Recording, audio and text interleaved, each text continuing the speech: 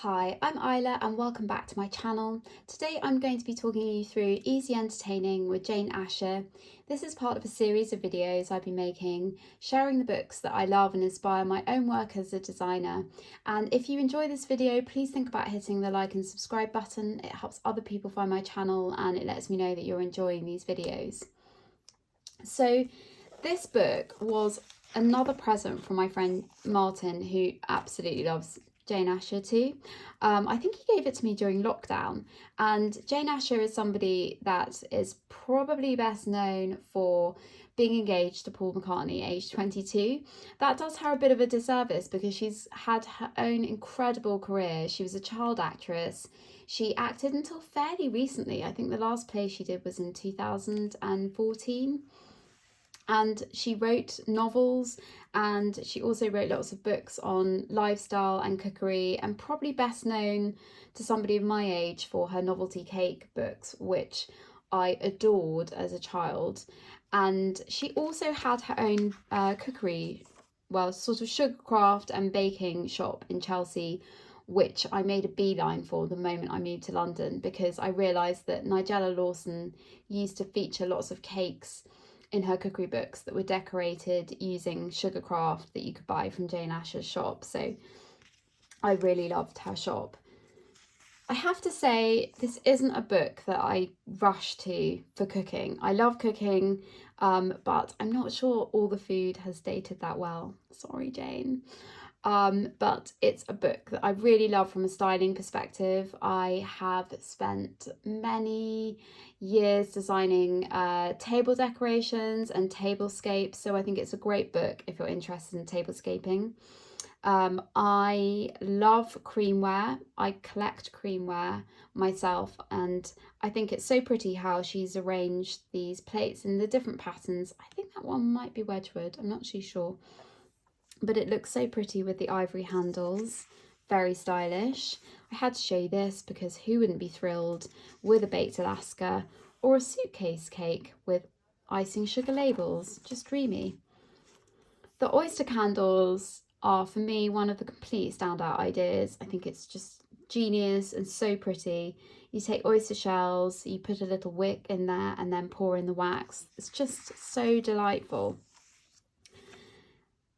Fish on croûte, isn't that just heaven in pastry perfection?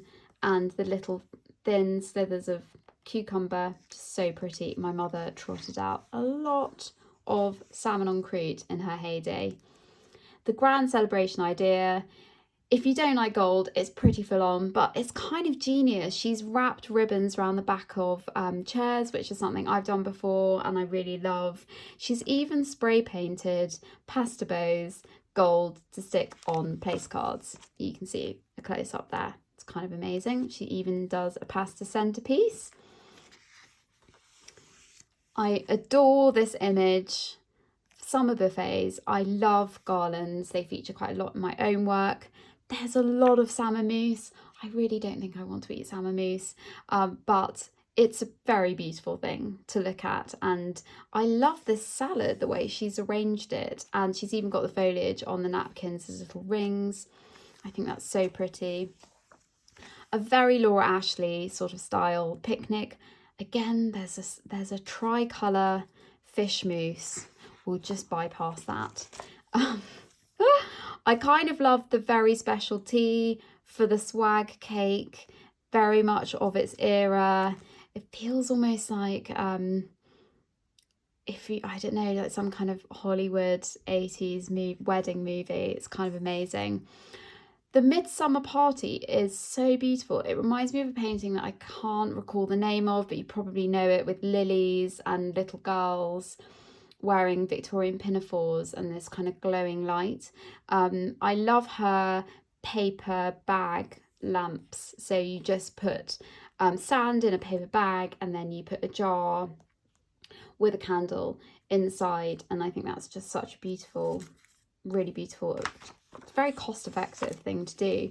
She's even, there they are actually, she's even done things like sort of just in a copper pan. She's done flower arrangements. That's just a bowl of water where she's kind of arranged herbs and things. They're all very achievable ideas. I don't, you know, love the aesthetic of that, but I think that could be amazing. You could make that, sort of do your own design. It'd be fabulous.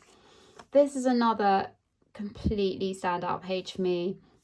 When I was little, people used to do more kind of harvest festivals, dinners and things. They don't seem to happen so much anymore, which is a shame. But I really love the leafy tie back. I think that's just heaven. I've got a real thing for corn dollies. I think they're so beautiful. Imagine those all strung up in your kitchen. And the sort of wheat sheaf made out of pastry is just beautiful. And of course, you're going to serve a whole chicken in a pumpkin, because why wouldn't you? I love these, the little cracker mince pie Vito crackers. That's a very nice idea. And I think even this is really beautiful. It's just very elegant how she's used these very thin little tapers and she stuffed them into cake cases and with lots of berries and things. And then the way that she's mixed gold, sort of imitation fruit candles, sprayed gold, with sprayed fruit, it looks very effective. This is the last image. So I love these kind of stuffed sorbet, stuffed in pears, and I think it's really clever how she's sort of baked half an apple and then she's made it look like an apple in the pastry case. So there you go. It's a very, you know, it's quite a concise book, but let me know in the comments if you have read and loved any of Jane's other books, any book recommendations you think I should read. I'd love to hear them. And I'll be back next week with another book.